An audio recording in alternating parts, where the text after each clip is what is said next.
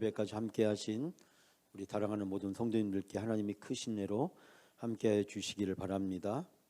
오늘은 제가 2024년도 회복과 부흥을 위한 말씀을 드리려고 합니다. 지난주는 목회 방향을 얘기했다면 오늘은 좀 더 실천적인 얘기, 구체적인 얘기를 좀 해야 될 것 같은데, 오전에 우리 공동회에 재직해서 나왔지만은 2024년도의 목회의 큰 주제는 회복입니다.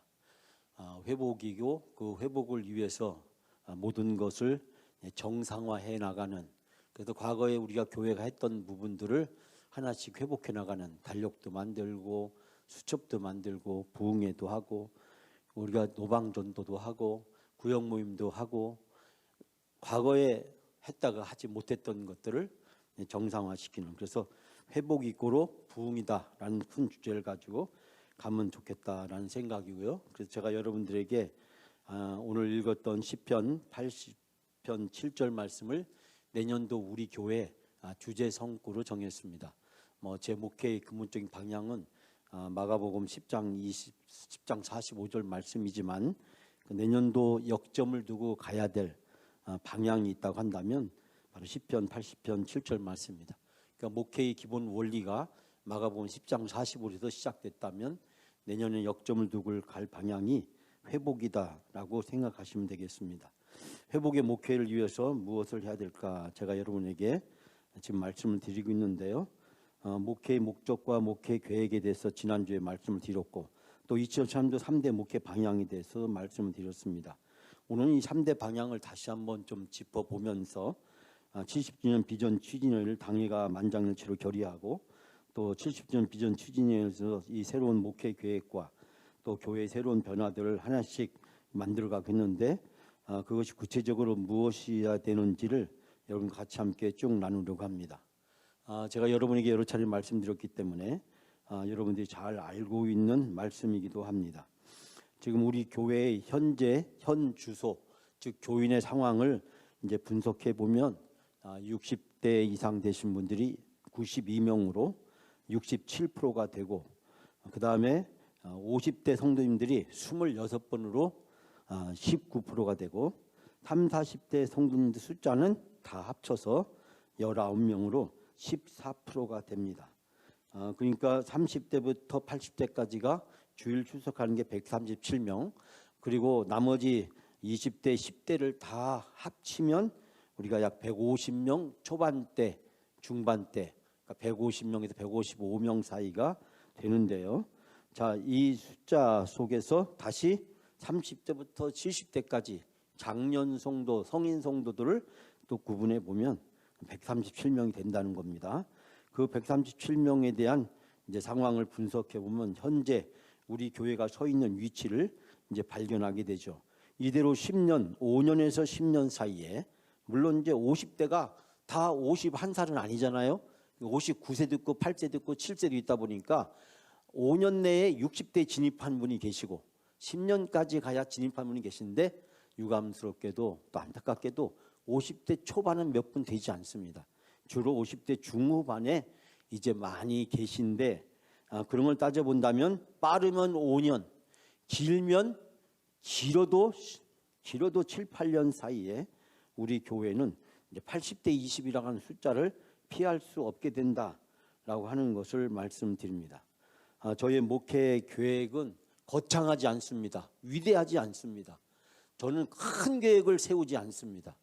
여러분과 제가 여러분에게 제시하는 계획은 제가 지금까지 살아온 인생의 여정, 목회 중에 제일 작은 목표를 정했습니다. 왜냐하면 제가 서울에 때 교구했을 때 제 담당한 교구가 한 650명, 청년부가 300명이었기 때문에 그 교회에서 10년 동안 목회했던 저에게 지금 염광교회는 제가 지금까지 사역했던 중에 제일 작은 교회고, 제가 어떻게 보면 제일 작은 목회를 지금 하고 있다. 그렇기 때문에 여러분 생각에 가끔 그런 얘기 들어요.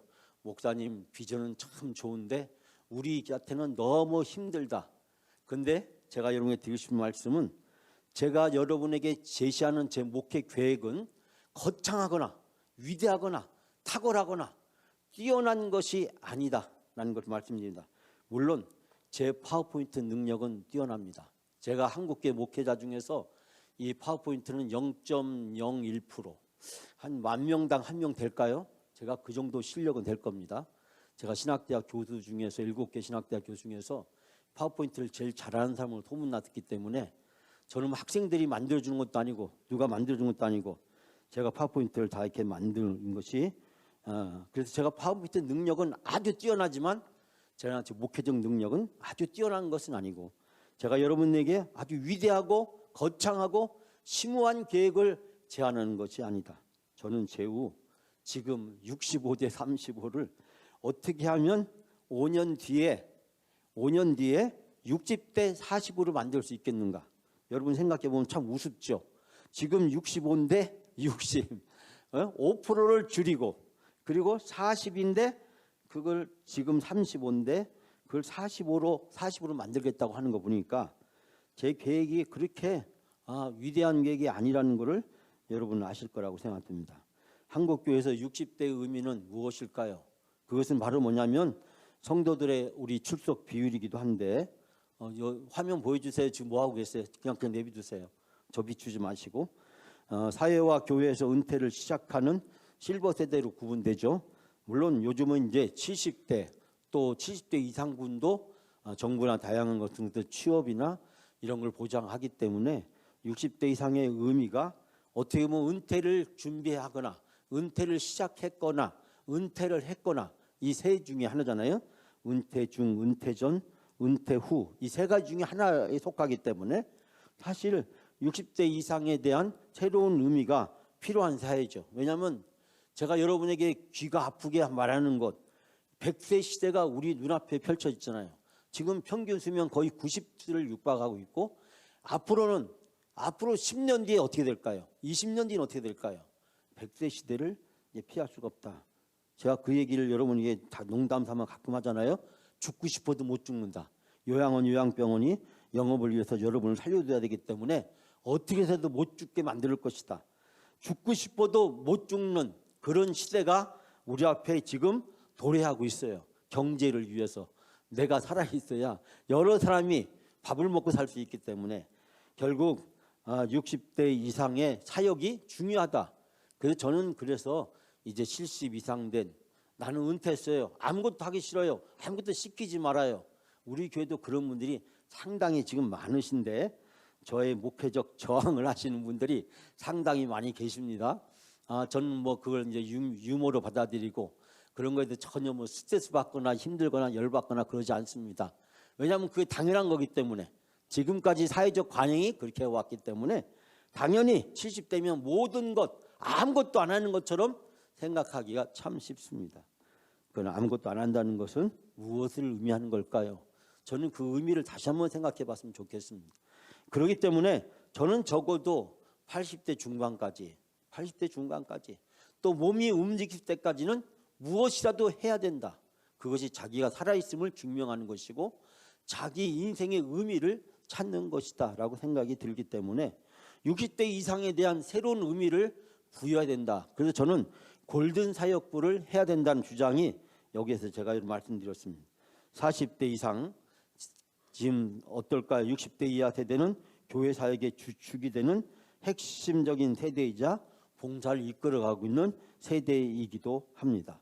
적어도 한 교회가 건강해지기는 어렵더라도 교회가 유지하려면 죄송합니다. 건강한 교회가 아니라 교회를 최소한 유지하려면 60대 이하 성도의 비율이 40%는 돼야 된다라고 하는 것이 저의 판단이고 저의 생각이기도 합니다. 만약에 60대 이하가 40%가 되지 않으면 그 공동체가 정상적 기능을 하기가 어렵다. 그래서 저는 80대 20은 거의 준사망에 가깝다라고 제가 판단을 하고 목회 계획을 세우는 데 있어서 중요한 수치로 생각을 합니다. 결국 80대 20과 60대 40은 80대 이상은 준사망 상태, 60대 40은 정상적인 기능을 하는 상태. 교회가 적극적으로 부흥하고 성장하는 세대는 물론 이제 50대 50으로 가야겠죠. 그래야 부흥하는 교회가 되겠지만 저는 부흥까지 치고 나갈 저희 여력은 되지 못한다. 저는 어떻게 보면 어떻게 하면 우리 교회를 회복시킬 수 있을까? 그 작은 목회 계획이다. 그러니까 제가 여러분 부탁드리고 싶은 것은 김명차 목사는 거대하거나 위대하거나 뛰어난 목회 계획을 세워서 추진하는 사람이 아니다. 작고 보잘것없는 것. 생각해 보세요. 지금 65대 35인데 65대 35를 겨우 60대 40, 5%를 더 조정하겠다는 것이 저의 목표 전략이에요. 5년 동안 5%, 1년 동안 1년씩 1%씩 달라지는 것. 이렇게 보면 제가 굉장히 여러분이 보기에 치밀하고 주도적인 것처럼 보이잖아요. 저는 그렇지 않습니다. 굉장히 덜렁대고 얼렁뚱땅 잘하고 저는 뭐 계획 같은 거 세우는 것도 별로 안 좋아하고 저는 뭐 그렇습니다. 주도 면밀하지도 못하고 그렇게 부지런하거나 열심히 있거나 집요하거나 악착같거나 끈질기거나 그런 사람하고는 거리가 멉니다. 저는 굉장히 뭐라 할까요?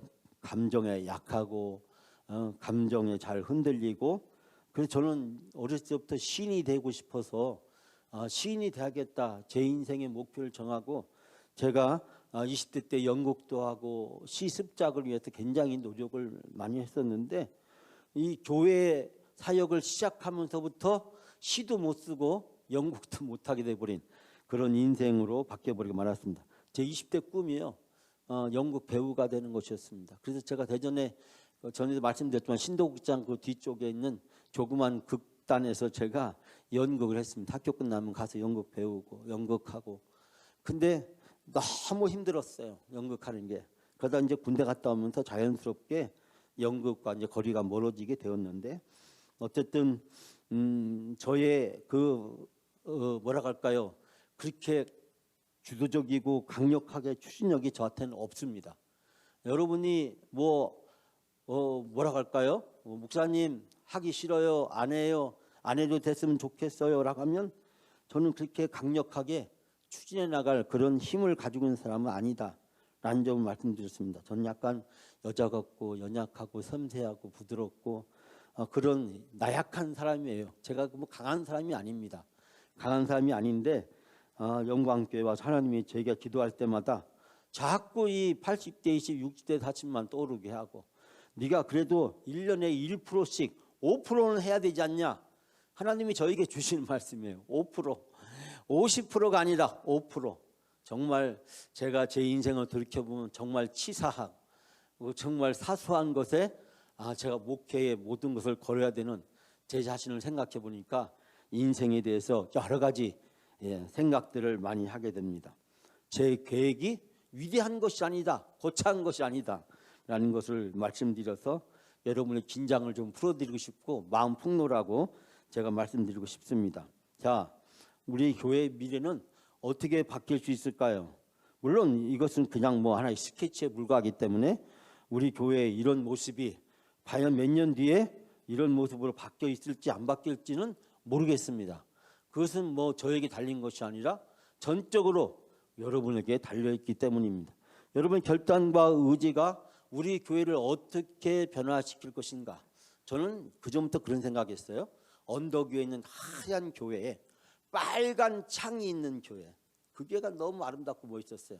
서울에 어느 대학에, 제가 대학 이름을 말씀드리긴 좀 그런데 그 대학의 바로 옆에 그 숲속에 교회 하나가 있었어요. 그 교회가 하얀 교회인데 거기 빨간 창이 있는, 그래서 그 근처에 여대가 있었는데 여대생들이 멀리서 그 교회를 보면서 야, 저 교회 가보고 싶다. 근데 그 교회가 카페를 했거든요. 벌써 20몇 년 전이죠. 20몇 년 전이니까 그때는 교회에서 카페를 한다는 것을 상상할 수 없을 때였어요. 숲속에 하얀 교회, 빨간 창이 있는 교회, 마치 유럽에 있는 어느 스위스에 있는 교회를 연상시키는. 물론 제가 보니까 뭐 스위스에는 그런 교회는 거의 없고 저 미국이나 그런 게 있을까봐 스위스 있는 교회들은 주로 이 고색 창이라는 교회들이 많기 때문에 뭐 하얗게 이렇게 뭐 저게 빨간 창을 쓰는 교회는 없죠. 저 미국에 가면 이제 그런 교회들이 종종 있지만 어쨌든 그때 그 교회를 제가 가서 보면서 숲속 하얀데 멀리서 보니까 빨간 창이 있는 너무나도 이쁘고 아름답게 느껴졌어요. 정말 가보고 싶은 교회 중에 하나였습니다. 우리 영광교회에서 목회를 하면서 제가 떠오르는 단어가 있다면 숲속 언덕 위에 있는 아름다운 교회. 그 아름다운 교회가 어떤 교회인지는 뭐 우리의 각자의 상상에 따라서 생각에 따라서 다를 수가 있겠죠. 여러분이 생각하는 것과 제 생각이 다르고 또 우리 서로가 다른 것도 다르다고 생각합니다. 물론 이 교회는 이 모습은 아닐 거라고 생각이 들어요. 이 모습은 아니겠지만 어쨌든 숲속 언덕 위에 있는 아름다운 교회, 지나가던 수많은 사람들이 가보고 싶어하는 교회, 왔더니 야 나도 이 교회 한번 다녀봤으면 좋겠다라고 싶은 그런 교회, 그런 교회가 영광교회가 될 수 있다 한다면, 물론 이런 교회는 앞으로 5년 안에 이루어지지도 않고 더 많은 시간이 지나서 이 교회가 이루어질 수 있지 않겠는가라는 생각을 해보게 됩니다. 어쨌든 저의 고민 중에 하나는 1년에 1%씩, 그래서 지금 65대 35를 60대 40으로 어떻게 만들 수 있을 것이냐가 가장 큰 고민이기도 하고, 자 그것을 위해서 2024년도 저희 목회 주요 목적과 방향, 지난주에 잠깐 말씀드렸는데 몇 가지만 다시 짚어 나가려고 합니다. 자, 제가 2024년에 목회의 가장 중요한 저의 방향을 회복이라고 말씀드렸습니다. 제가 거듭해서 말씀드린 것은 여러분 마음속에 우리 교회가 회복된다는 것이 무엇인가, 이 생각을 좀 했으면 좋겠다라는 것입니다. 회복이라는 게 도대체 무엇인가? 이 회복에 대해서도 서로 생각이 다양할 수 있으리라고 생각합니다. 여러분이 영광교회 가장 부흥했을 때, 영광교회에서 가장 행복하고 재미있던 그 순간을 떠올리시면 되리라고 생각합니다. 물론 그때가 서로 다를 수도 있고 또 관점도 각자 다르기 때문에 다를 수 있지만, 어쨌든 내가 영광교회 다닐 때 가장 행복했던 순간, 뭐 그 순간이 지금이라고 말씀하시면 제가 뭐라고 할 말씀은 없겠지만, 어쨌든 가장 행복했던 순간을 떠올리면서 영광교회가 부흥하고 성장하던 그 시절, 정말 찬양소리가 넘치고 기도와 웃음소리가 넘치고 많은 사람들로 교회가 북적거리던 그 시절을 우리가 생각하면서 하나의 동일한 생각이 있다 한다면, 저는 회복은 곧 바로 정상이다. 정상은 뭐 탑 그 정상이 아니라 모든 것이 정상적으로 돌아가는 그런 교회의 모습을 우리가 생각했으면 좋겠다. 그래서 저는 여러분께 지난번에 말씀드리기를, 우리가 재개척하는 심정을 갖자. 저는 이렇게 뭔가 의미를 부여해서 하는 것이 굉장히 중요하다고 생각하기 때문에, 그래서 제가 여러분에게 70, 60주년을 맞이하면서 한 살이 되자, 한 살로 새 출발하자, 그 마음을 갖자는 거죠. 제가 좋아하는 책 중에 하나가 원점에서라는 책이 있는데, 우리가 어떤 문제가 생겼을 때 그 문제를 해결할 수 있는 방법이 뭐죠? 여러분 스마트폰 하다가 스마트폰이 잘 안 되잖아요. 그럼 어떻게 돼요? 껐다 키면 되잖아요. 컴퓨터 하다가 잘 안 되면 어떻게 하면 되죠? 껐다 키면 되잖아요. 그게 리셋이라고 하는 건데, 원점으로 돌리는 거죠. 처음 상태로 돌리는 거죠. 모든 스마트폰도 보게 되면 처음 구입했을 상태로 모든 프로그램을 되돌릴 수 있는 기능이 여기 되어 있죠. 물론 잘못 눌렀다가는 어떻게 돼요? 전화번호라든지 사진이나 문자가 다 날아갈 수는 있지만, 어쨌든 이 복구하는 것, 그 복구하는 게 두 가지죠. 자료를 살리면서 복구하는 방법이 있고, 또 하나는 모든 걸 살 때 상태로 되돌리는 방법. 살 때 상태로 되돌리면 다 데이터가 날아가죠. 제가 여기서 말씀드리는 복구는 다 날리는 복구가 아니라, 데이터는 가지고 있지만 그러나 우리가 지금 새 출발하는 그런 마음, 그것이 바로 70년을 향한 재개척의 정신이 아닐까라고 생각해 봤고요. 5년 이내에 시작해서 10년 이내에 달성하게 될 목회의 방향을 설정하고 준비하는 것. 어떻게 보면 저는 뭐 세례 요한같이, 오늘 오전에 잠깐 말씀이 나왔지만 세례 요한같이 저는 준비하는 목회고, 어떻게 보면 제 다음 목회자가 와서 꽃을 피우는 목회를 해야 되지 않을까, 저는 어떻게 하면 잘 준비할까라는 생각을 해보게 됩니다. 자, 그러면서 그러기 위해서는 시대의 변화에 적절하게 수용해서 초고령화, 이 다문화, 갈수록 심해지는 개인주의 사회, 이것을 어떻게 교회가 적절하게 선교적으로 대응하고 수용할 수 있을 것인가라는 것이 새로운 목회를 추구해 나가고 개발하는 데 중요한 과제라고 생각 들고요. 그래서 결국은 영광교회 70년 뒤에 새로운 이미지를 구축하는 것. 그 이미지는 아까 말씀드렸지만 뭐 이 회복이라는 이미지하고 크게 다른 것도 아니고 또 숲속 언덕 위에 있는 아름다운 교회 이미지와도 같다라고 생각이 듭니다. 우리 영광인의 꿈은 과연 무엇일까요? 저는 숲속 아름다운 교회로 300명의 성도들이 예배하는 천국 공동체. 짧게 영광인의 꿈을 규정해 본다면 저는 이렇게 말씀드리고 싶습니다. 숲속 아름다운 교회로 300명의 성도들이 예배하는 천국 공동체. 300명이라는 숫자를 정한 것은 물론 지금도 우리 교회가 정상적인 모습으로 운영하기 위해서 최선을 다해서 노력해 가고 있고, 이것을 위해서 우리 재정부가 또 모든 부서들이, 모든 성도들이 합심해서 협력하고 있어서 올해 한 해도 정말 행복한 한 해였지만, 그러나 우리 교회가 교회적 기능을 좀 더 온전하게 회복하려면 300명의 성도들이 예배하는 공동체가 돼야 된다. 제가 이제 교회 성장 세미나나 목회자 세미나 때 그런 얘기를 늘 합니다. 우리가 목표를 정할 때 좀 힘에 겨운 목표를 정해놔야 된다. 그래야지 기본은 할 수 있다. 그 얘기가 무슨 얘기냐면요, 우리가 지금 50명이라고 한다면 50명이 모이는 교회는 100명이 되기 위해서 노력을 해야 된다는 거예요. 그래야지 매년 적어도 10%는 교회를 떠나게 돼요. 돌아가시거나 이사 가게 되거나 또 어떻게 돼요? 낙심해서 장기 침체에 빠지는 성도도 나오죠. 공동체 구성원 중에 적어도 10%, 심한 교회는 20%까지, 20% 되면 이제는 교회가 줄기 시작하는 거죠. 자, 그러면 여러분 생각해 보세요. 적어도 우리가 10% 이상 전도하지 못하면 그 교회는 현상 유지가 어렵다는 거죠. 적어도 15% 내지 20%는 전도해야 교회가 현상 유지를 할 수 있다. 만약에 10% 이상 전도하지 못하면 그 교회는 줄어들기 시작하는 거죠.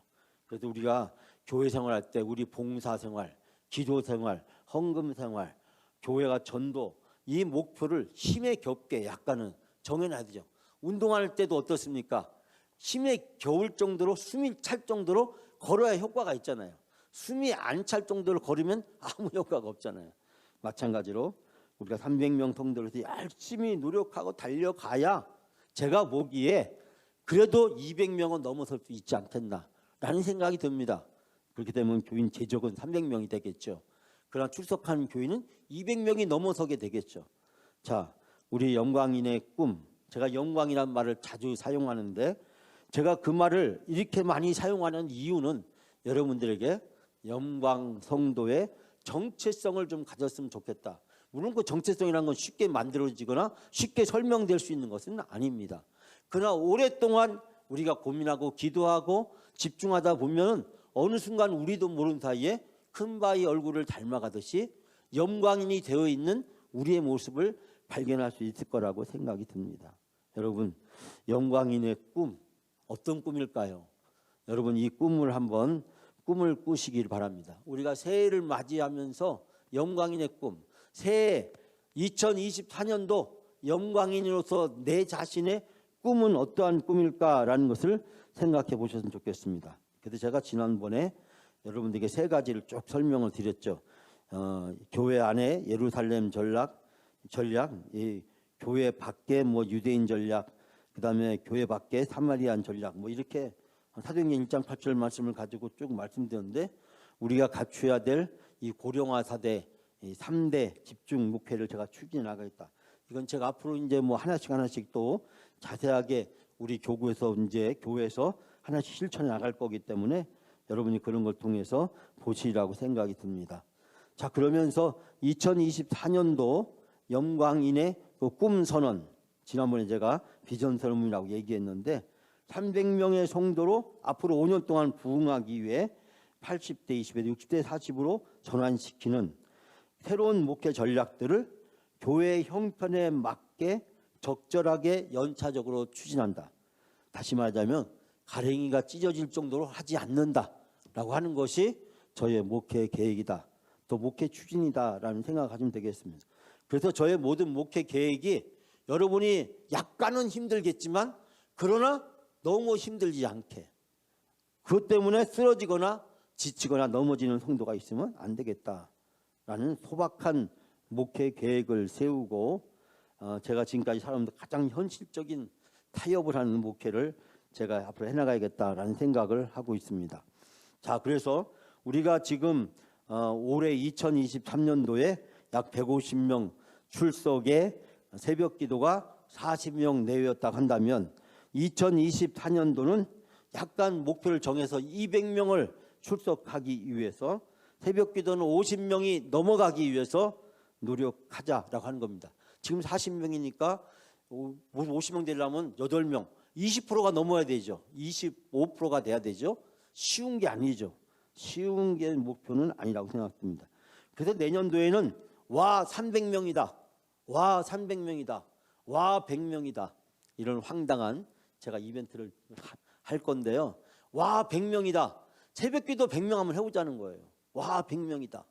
우리가 한 명씩만 모시고 오면 100명 되죠. 우리가 올해 제일 많이 나올 때가 70명 넘은 적도 있으니까 어쨌든 뭐 많이 나올 때가 60명 나왔다고 한다면 한 분씩만 데려오면 100명 될 수 있죠. 와 100명이다. 이런 어처구니 없는 황당한 이벤트를 한번 해보자는 거죠. 주일날 우리가 150명 나왔으니까 와 300명이다 한번 해보자는 거죠. 객지에 가 있는 자녀들 다 불러 모으고 친구 데리고 오고 가족들 다 끌고 오고 안 되면 가족들 돈 주고라도 데리고 오고, 예? 그렇게 해서 용돈 주고라도 데리고 와서 와 300명이다 1년에 2번 해보자는 거예요. 2번. 전반기 때 한 번, 후반기 때 한 번. 그리고 와 100명이라도 우리가 한번 해보자는 겁니다. 예? 그렇게 하다 보면 봄, 여름, 가을, 겨울 4번 제가 도전하려고 합니다. 와 100명이다. 자, 우리가 하다 보면은 뭔가 자신감이 생기지 않겠습니까? 우리도 모르는 사이 하나님이 그런 모습을 보고 어여삐 봐주시지 않겠나라는 생각을 하게 됩니다. 제가 뒤로가 할 얘기가 많은데 지금 앞에 얘기가 좀 길어지고 있어요. 와 100명이다. 와 300명이다. 그런 거 하려고 하면 목사님이 또 이상한 짓 한다. 그렇게 생각하지 마시고 목사가 어떻게 해서라도 교회를 회복시키고 싶은 마음에 저렇게까지 하는구나. 저렇게까지 하는구나. 여러분 저거 아세요? 10대 어린이들, 10대 청소년들한테 우리가 막 노력을 하잖아요. 잘 보이려고. 그러면 걔들이 웃어요. 비웃습니다. 그런데 가면서 그런 얘기예요. 그래도 노력은 하네. 노력은 하네. 그래도 우리한테 뭔가 보이려고 노력은 하네. 여러분 우리가 10대하고 소통하는 게 불가능해. 그 시대가 돼버렸어. 10대가 이제 선교하는 시대예요. 가르치는 시대가 아니에요. 그런데 우리가 노력하면 그 세대들이 뭘 봐요? 우리 보고 노력이라도 하네. 노력이라도 해야 되지 않겠어요? 하나님이 어여삐 보시도록 와 300명이다. 와 100명이다. 그렇게 할 때 여러분이 좀 아이디어를 내주시길 바랍니다. 내년에 우리가 부흥회를 2월 초에 시작하려고 한번 해보려고 하는데요. 자, 그때 부흥회 때 우리가 와 100명이다. 그거 한번 해봐야 되잖아요. 예? 새벽기도 때 한번 해봐야 되잖아요. 우리가 부흥회를 통해서 우리 심령이 부흥되는 놀라운 경험. 제가 서울에 있던 교회는 죄송합니다. 핑계를 들어서 재직 세미나 예수님 연초하면 다 출석표 냅니다. 출석표 다 내요. 그리고 교구 행사할 때 뭐 할 때마다 다 출석표라고 영상에다 출석자 떼고 다 합니다. 그것이 말이 많아. 안 했으면 좋겠다고 하면 말이 많아. 그런데 여러분 그렇게 해서라도 더 모여야겠다는 마음이 있잖아요. 그거 한다고 해서 교회가 완전히 부흥되거나 성장하거나 그런 건 아니겠죠. 그러나 한 명이라도 더 나오게 하려고 하는 그 목사의 마음을 여러분이 좀 헤아려 주시고 유치하고 치사하고 아닐 것더라도 그 따라주는 거, 저는 그것이 믿음이고 신앙이라고 생각합니다. 자, 200명 내외의 주일 출석, 새벽기도 50명 이상이 넘어가는 거, 와 300명이다, 와 100명이다를 몇 번 하다 보면 우리도 모르는 사이에 어느 사이 2025년도에는 다시 새벽기도가 65명이 넘어가고 또 250명이 넘어가고 이렇게 계속 가다 보면 어느 순간에 300명, 새벽기도 100명, 주일 예배 300명이 되는 시대가 오게 될 것이다 라고 저는 그렇게 믿고 생각하고 나가려고 합니다. 자, 그래서 2013년도 아까 3대 이건 했기 때문에 넘어가 죄송합니다. 이거 뭐가 잘못됐네요. 한 장이 어디 갔나 했더니 저쪽 앞쪽에 와 있었네요. 자, 그래서 저희 당회에서 몇 개월 동안 오랜 기도하고 논의하던 끝에 드디어 저희들이 영광의 꿈과 목회의 실현을 위해서 교회의 새로운 변화들을 만들어내자. 향후 10년 이내에 80대 입산 절망적인 초고령화된 교회를 탈피하여 6대 40 전환을 위해서 영광 목회 계획을 위한 환경을 조성한다라는 목표를 정하고 교회를 위해서 몇 가지를 앞으로 추진해 나가려고 합니다. 제가 추진해 나갈 목회의 방향은 제가 이걸 왜 말씀드리냐면 이런 목회를 위해서 이런 선교를 위해서 제 목회는 이꼬로 선교이기 때문에 저는 뭐든지 다 교회에 사는 건 다 전도와 연관시켜야 된다. 예를 들면 제가 문화탐방하지만 제가 문화탐방하는 이유가 뭘 것 같아요? 물론 교인 복지라고 하는 측면은 20-30% 정도 있습니다. 그러나 문화탐방이 정상궤도로 가려면 앞으로 우리가 태신자, 전도 대상자들을 문화탐방에 데리고 오는 그 일이 있어야 돼요. 마찬가지입니다. 제가 교회에서 카페를 만들고 뭐 성경 공부를 하고 경로대학 프로그램을 하고 뭐 문화센터 이 모든 것이 무엇을 위해서? 전도를 위해서 하는 거죠. 어떻게 하면 태신자들을 어떻게 하면 안 믿는 사람들을 교회에 오게 만들까? 여기에 초점을 둔 거죠. 그래서 그들을 복음의 접촉점을 만들어서 그들을 전도할 수 있는 기회를 어떻게 줄 것인가? 이제 예수 믿으세요. 예수 믿어야 구원받습니다. 라고 소리질러서 되는 게 아니라고 한다면 이제 관계 중심의 전도가 보편적 전도 방법의 대세로 잡았다면 그 관계를 어떻게 맺고 구축시킬 거냐? 다양한 관계를 맺기 위한 수단과 방법들이 있어야 되는데 그 방법을 만들어야 된다라는 것입니다. 그 방법이 아니라고 하면 다른 방법을 또 찾아야 되죠. 이거에서 안 되면 다른 방법을 또 해보고 그거 안 되면 또 다른 방법을 찾아야 되죠. 저는 그래서 이 5가지 제가 제시할 수 있는 것 첫 번째는 다음 세대 비전 선교센터 우리 교회 학교 교육 개념이나 공간들이 이 다음 세대 선교 비전 센터로 바뀌어야 된다. 두 번째 교회 선교의 베이스 캠프라고 이야기할 수 있는 다목적 공간 카페를 만드는 일이 필요하다. 요즘 모든 건물에 가보시면 다 1층에 카페가 있어요. 왜 그럴까요? 제가 2000년도 초에 카페를 시작했을 때 카페가 없었습니다. 사랑이 교회 한 10몇 평짜리, 사랑이 온누리 교회도 뭐 한 20평짜리 카페가 있었어요. 저는 23년, 24년도에 100평짜리 카페를 만들었어요. 100평짜리 교회에다가. 그러니까 모든 총회에서 노회에서 많은 교회들이 답사를 왔습니다. 답사 오는 사람 중에 일부 사람들은 교회가 이런 거 하면 되느냐 비난하는 사람도 있었어요. 그러나 결국은 다 따라갔습니다. 나중에는 병원들도 다 1층에 카페가 생겼고 모든 빌딩 건물에 다 1층에 카페가 다 생겼어요. 강남에 가보면 건물마다 카페가 1층에는 다 강남 대로에 카페가 차지하고 있어요. 저는 그렇게 생각해요. 카페는 건강한 곳이고 카페는 사람과 사람과의 만남을 이어주는 것이다. 그러면 교회에서도 주일날 예배 끝나면 가 있을 데가 없잖아요. 평일날 교회 와도 앉아 있을 데가 없잖아요. 그런데 제가 100평짜리 카페를 만들어서 해보니까 교인들이 너무너무 좋아하더라는 거예요. 제가 있던 교회 장로님들 장로실 있어, 안식자님 안수실 있어, 권사들 권사실이 있어, 목회자들 목회자실이 있어요. 일반 교인들 평신도들은 주일날 12시 예배 끝나면 오후 3시까지 가 있을 데가 없어요. 가 있을 데가 없어요. 장로들은 장로 방에, 목회자들 방에, 권사는 권사 방에 다 들어가는데 일반 평신도는 가 있을 데가 없어요. 여러분, 카페는 바로 선교의 베이스 캠프고 선교의 가장 출발점이 되는 곳이다. 그래서 저는 카페를 중요하게 생각합니다. 자판기가 있는 거는 휴게실이에요. 카페가 아닙니다. 예? 카페는 아메리카노 커피를 제공할 수 있는 곳이 바로 이 카페라고 이야기할 수 있습니다. 이곳에 다양한 문화적 프로그램을 할 수 있고요. 자, 앞으로 바이블 컬리지 바이블 성경 프로그램을 시작하려고 하고요. 경로대학을 하는데 옛날 식대로 해서는 안 된다라는 겁니다. 제가 경로대학을 했지만 옛날 식대로 하는 경로대학은 안 된다. 새로운 개념의 경로대학을 찾아야 된다. 올해 한 해, 내년 한 해 동안 그 새로운 신개념의 경로대학을 찾는다. 옛날에 여러분이 했던 경로대학, 제가 옛날에 했던 경로대학, 이젠 그건 접어야 된다. 이제 그 하던 시대는 갔다라고 생각합니다. 그래서 제가 1차적으로 떠오르는 것이 골든 투어입니다. 골든 투어. 70대 이상 된 분들을 향한 프로그램을 만들었는데 이름을 못 찾아서 지금 임시적으로 제가 붙인 것이 골든 투어라고 붙였고 60대에 있는 분을 대상으로 한 프로그램을 제가 워킹 투게더. 그래서 제가 둘레길과 산을 걷는, 요즘 이제 등산도 싫어하기 때문에 이제 걷는 프로그램, 걸으면서 대화하면서 대화를 음식을 차를 나누는 그런 워킹 투게더. 그다음에 이제 문화탐방. 그래서 문화탐방을 아래에 포진하고 그다음에 워킹 투게더, 골든 투어.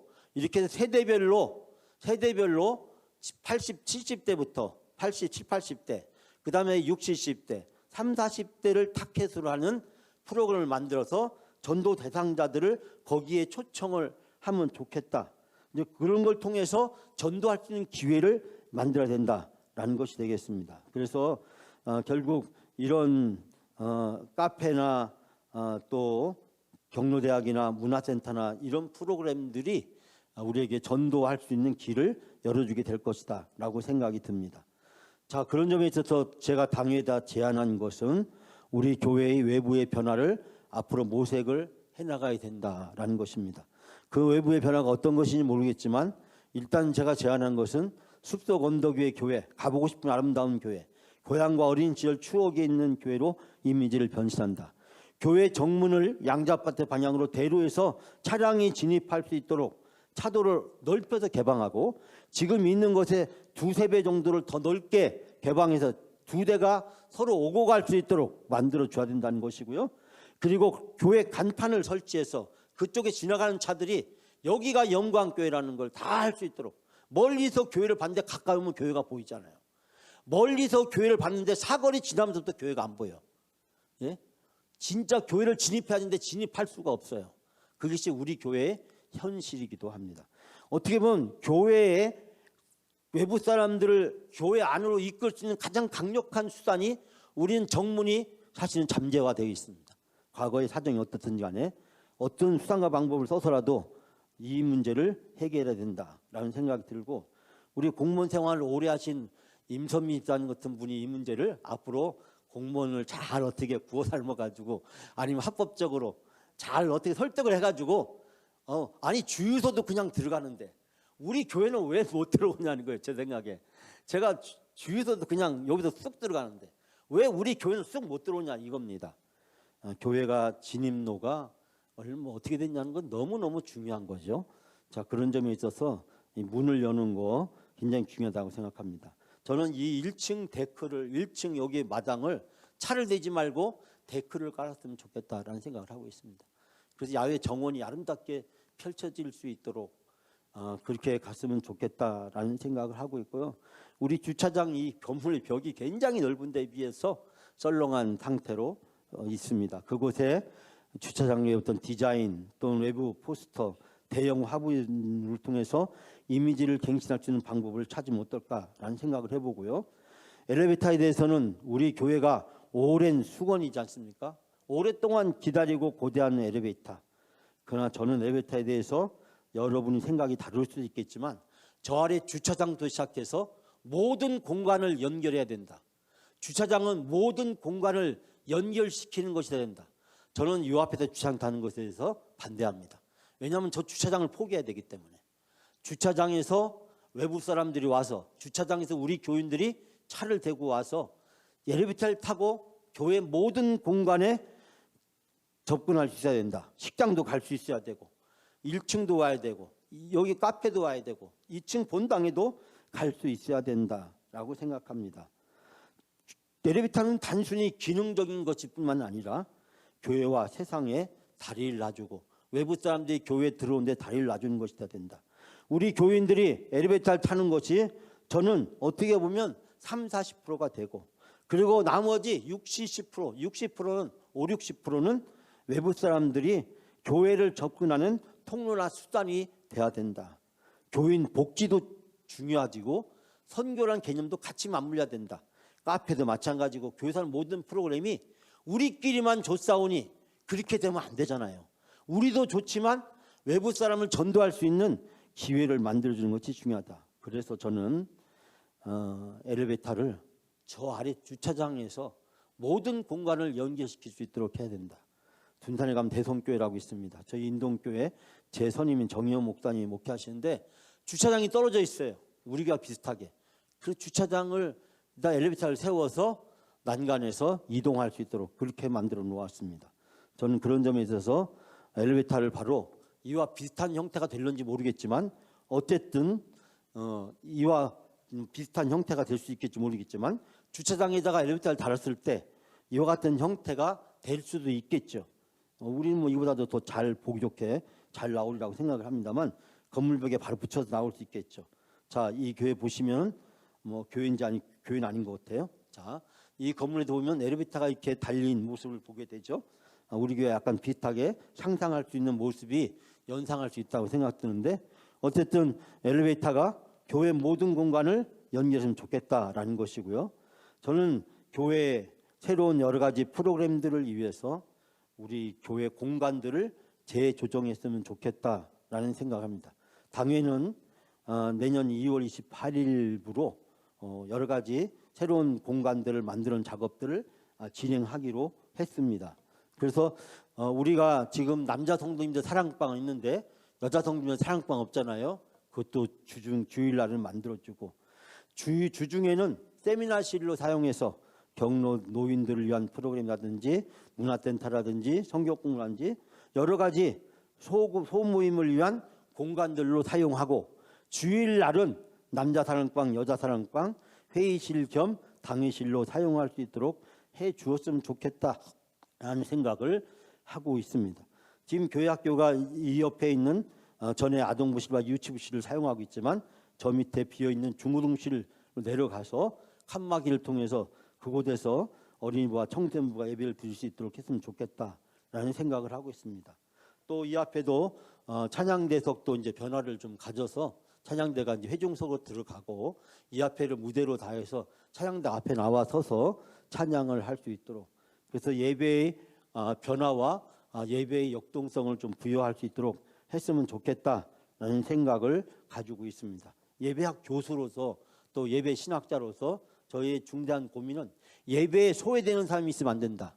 찬양대는 스스로 예배를 소외시킬 가능성이 아주 높습니다. 그렇기 때문에 제3자로서 자기를 타자화시키는 그런 공간이 예배당 안에 있어서는 안 된다라고 생각을 합니다. 요즘은 저렇게 중위층 안 만들거든요.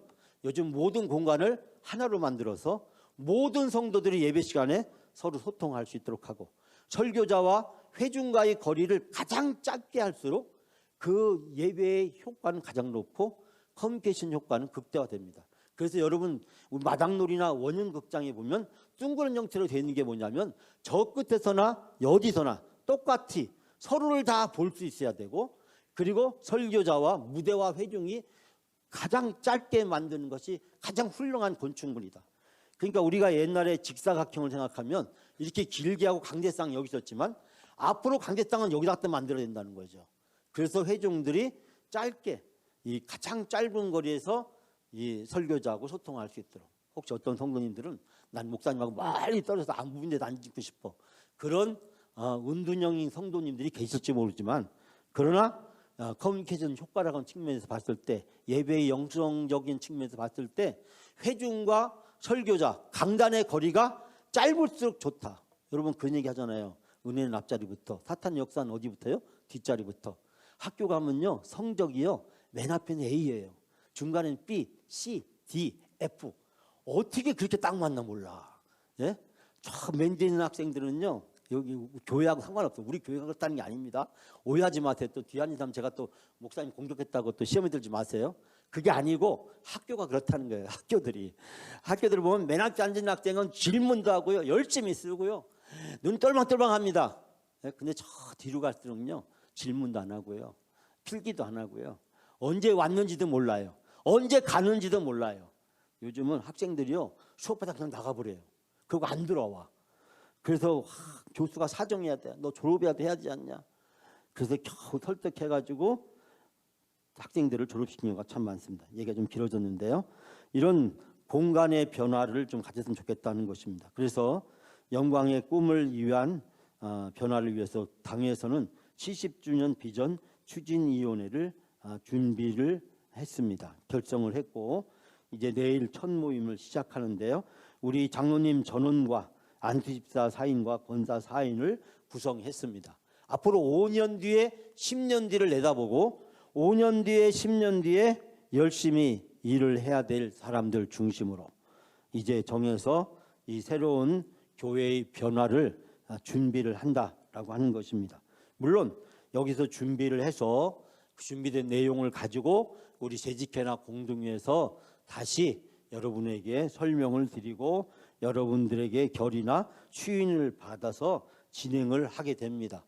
그러니까 비전 70주년 비전 추진회가 준비를 하지만 거기서 모든 걸 결정해서 모든 걸 마음대로 하는 건 아니고요.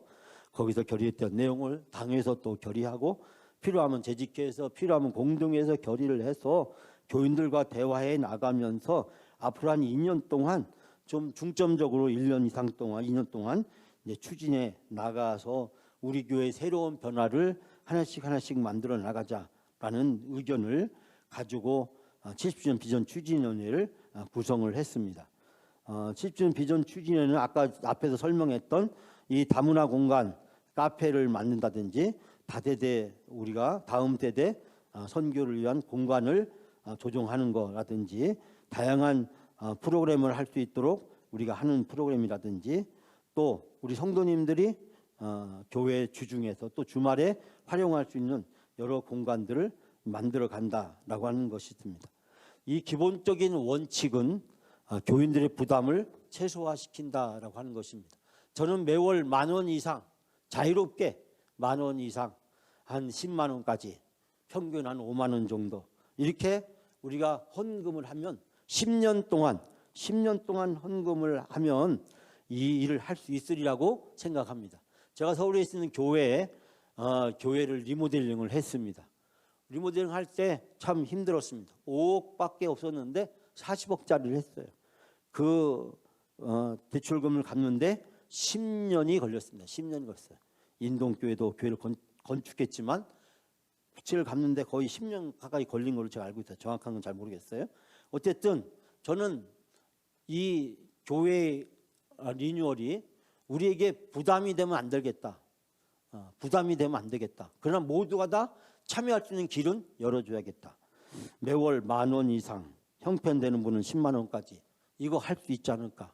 평균 5만 원 정도씩만 100가정이 하게 되면 저는 앞으로 10년이면 우리가 이 일을 할 수 있지 않을까라는 생각을 해보게 됩니다. 그래서 뭐 자세한 거는 지금 앞으로 추후에 계획이 나오면 알 수 있겠지만 지금은 알 수가 없죠. 왜냐하면 지금은 우리가 정확한 금액을 알 수 없기 때문에 그래서 70주년 준비원에서는 설계 및 견적을 받으려고 합니다. 그러니까 우리 교회가 필요한 리뉴얼의 항목들을 쭉 정합니다. 1번 엘리베이터, 2번 뭐 공간 조정, 3번 카페, 뭐 4번 저 현관, 기타 등등등 뭐 사택, 그다음에 천장에 누수하는 거 이것저것 다 포함해서 우리 교회가 리뉴얼 해야 될 걸 쭉 정하고 그것을 외부 전문 업체한테 설계 및 견적을 받고 설계 및 견적 받은 것 중에서 1번부터 10번까지가 있다. 그럼 그 10번까지 중에서 어떤 항목을 할 것인지를 정하고 그 정하면 그 금액이 얼마가 나오지 않겠어요? 그러면 그 설계와 견적을 받은 금액을 가지고 재직회나 공동회에서 여러분에게 설명을 하고 의견을 듣고 그리고 나서 동의 아래 우리가 할 수 있는 범위 내에서 우리 교회가 할 수 있는 범위 내에서 10가지 중에서 5가지밖에 못한다. 그럼 5가지, 3가지라면 3가지 이렇게 해서 우리 교회가 하나씩 추진해 나간다라는 생각을 해보게 됩니다. 어쨌든 제가 이제 추정한 금액들은 있지만 그러나 그런 것들이 뭐 정확하게 견적을 설계를 하거나 견적한 것이 아니기 때문에 알 수가 없습니다. 여러분이 드리고 싶은 말씀은 당회가 70주년 비전위원회를 추진을 결정했다는 것, 그 추진에서 이 작업을 준비하게 될 거라는 것, 준비가 되면 여러분들에게 자세히 설명을 드릴 것이고 동의를 구하게 될 것이라는 것을 말씀을 드립니다. 즉 교인들이 반대하는 것을 할 생각은 추호도 없다는 것을 제가 다시 한번 말씀드립니다. 어떻게 하면 우리 교회가 80대 20에서 60대 40으로 변화할 수 있을까? 그것을 추진하기 위해서 당회에서는 이것을 논의했고 결정했고 조직을 구성했고 앞으로 이 부분에 있어서 우리 교회가 교인들의 부담을 최소화하면서 감당할 수 있는 구체적인 방법들을 앞으로 준비해서 제안을 하려고 하고 있습니다. 자, 그래서 앞으로 이제 비전 추진회는 이제 모여서 내년 61주년 교회 창립 기념일에 1차적으로 우리가 할 수 있는 범위 내에서 바로 기공식 아니죠? 그때 이제 오픈할 수 있도록 우리가 준비를 해 나가려고 합니다. 아직 항목이 정해지도 않았고 그리고 설계와 견적이 나온 결과가 아니기 때문에 뭐 지금 이야기한들 다 뜬구름 잡는 얘기밖에 되지 않고 그러나 이제 70주년 비전 추진회가 활동을 시작하게 되면서 하나씩 가닥이 잡혀나가면 우리 교인분들에게 수시로 설명을 드리고 또 교인분들의 동의를 구해서 그 일을 단계적으로 추진해 나가야 된다라고 생각을 하고 있습니다.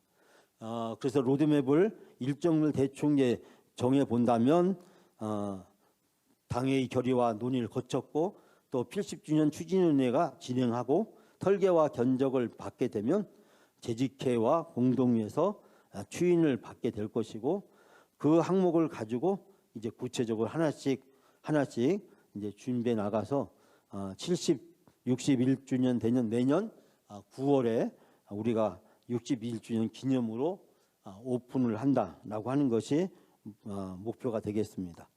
저는 이 꿈이 어려운 꿈이 아니라고 생각합니다. 우리가 기도하고 기대하면서 기다리면 반드시 이루어질 수 있다. 저는 그렇게 생각을 합니다. 그 꿈의 내용은 아직 모릅니다. 우리가 가지 않았기 때문에 모르잖아요. 우리가 이제 설계를 하고 견적을 받아보고 또 우리가 할 수 있는 것이 어디까지인지 우리의 힘이 미치는 것이 어디까지인지 교인들의 부담을 최소화하면서 실현할 수 있는 방법이 무엇인지를 찾아야 된다라고 생각을 하고 있습니다. 그러나 우리는 꿈을 꿔야 됩니다. 이 꿈은 어떻게 보면 지금 꾸지 않으면 다시 꿈을 길 기회가 우리에게 주어지지 않을지 모릅니다. 지금 이 상태로 5년만 지나고 나면 이제 60대 이상 되는 성도들이 지금 65%에서 이제 70%를 넘어가게 될 텐데 그때쯤 가면 우리가 어떻게 우리 교회의 리뉴얼이라든지 새로운 변화를 위한 뭘 할 수 있는 기회가 주어질까? 물론 이것은 단순히 부족한 저의 소심한 생각이죠. 하나님의 은혜를 부어주시면 또 새로운 역사가 일어나면 또 우리 교회에 놀라운 일이 앞으로 생길지도 모릅니다. 그렇지만 목회를 계획하는 목사의 입장에서 적은 믿음을 가지고 매년 1%씩 그래서 65를 어떻게 하면 60으로 떨어뜨리고 어떻게 하면 35를 40으로 올릴 수 있을까? 1%라고 하는 작은 그 가능성에 도전하고 그 가능성을 통해서 영광의 꿈을 이뤄나가려고 하는 목사의 마음을 여러분이 충분히 헤아려 주셨으면 좋겠다라는 생각을 해봅니다. 여러분 오랫동안 제 이야기를 경청해 주셔서 감사드립니다. 저는 부탁드립니다. 함께 이 일을 가지고 기도해 주십시오. 함께 이 일을 가지고 긍정적으로 한번 생각해 주십시오. 매년 1%에 도전하는 이 목사, 그래서 60을 60으로 35를 40으로 만들려고 하는 이 목사의 믿음 없음을 여러분이 용서하시고 왜 제후 1%냐 몇 프로씩 팍팍 올려야지 그렇게 말하면 제 능력이 안 되기 때문에 뭐라고 할 수 없습니다. 그러나 이 1%도 우리가 하려면 우리 교회가 변화돼야 되고 우리 모두가 다 이 일에 협력해야 된다. 나는 은퇴했어요. 나는 뭐 이런 상황이 이래요. 나는 할 수 없어요. 이런 모든 것들을 다 내려놓고 우리가 할 수 있는 길, 참여할 수 있는 길, 우리 교회 여러분이 주님 오실 때까지 영광교회 다녀야 되잖아요. 예? 주님 올 때까지 이 교회에 계셔야 되잖아요. 주님 부르실 때까지 영광교회 생활해야 되잖아요. 여기서 천국 환송식 해야 되잖아요. 이렇게 되면 주님 협박이죠, 완전히. 예? 저는 이 교회에서 천국 환송식을 할 일이 없을 겁니다. 예? 이 교회에서 있는 동안에 주님이 오실 일도 없으리라고 조그만 믿음을 가지고 고백합니다. 앞으로 5, 6년 내에 주님 안 오실 거라고 생각하고 싶어요. 그러나 여러분은 주님 올 때까지 영광교회에서 죽을 때까지 영광인으로 살아야 되잖아요. 영광 성도, 영광 교인으로 살아야 되잖아요. 어떻게 보면 이번에 이 정신 약간 나간 목사가 하자고 할 때 한번 해보는 게 어떻겠습니까? 그래서 우리 교회가 정말 60대 40이 될 수 있다면 여러분의 노후가 평안해지고 천국 가는 길이 순탄해지고 천국 환송식 할 때 그래도 와서 그 장로님, 그 권사님, 그 집사님 참 신실하신 분이셨어. 큰 바위 얼굴이었어. 정말 큰 바위 얼굴처럼 존경할 만한 분이었어. 옛날에는 몰랐는데 나이가 드실수록 큰 바위 얼굴을 닮아간 말. 그래서 내가 그분 참 처음에 안 건데 존경하게 됐어. 예? 천국 가서 다시 만날 일이 기대가 돼. 여러분 우리 인생을 그렇게 맞춰야 되지 않겠어요? 천국 가서 다시 만날 일이 기대가 돼. 천국 가서 다시 만날 일이 끔찍해. 이게 아니라 기대가 돼. 그런 관계시잖아요. 여러분 관계가. 그렇다면 이 목사의 철없다고 생각할 수 있는 이 제안에 대해서 여러분 열린 마음으로 들어주시고 또 기도해 주시고 여기에 플러스 알파를 해서 더 좋은 안이나 제안이 있으면 우리가 같이 함께 그 영광교회 영광인의 꿈을 함께 만들어가야 되지 않겠습니까?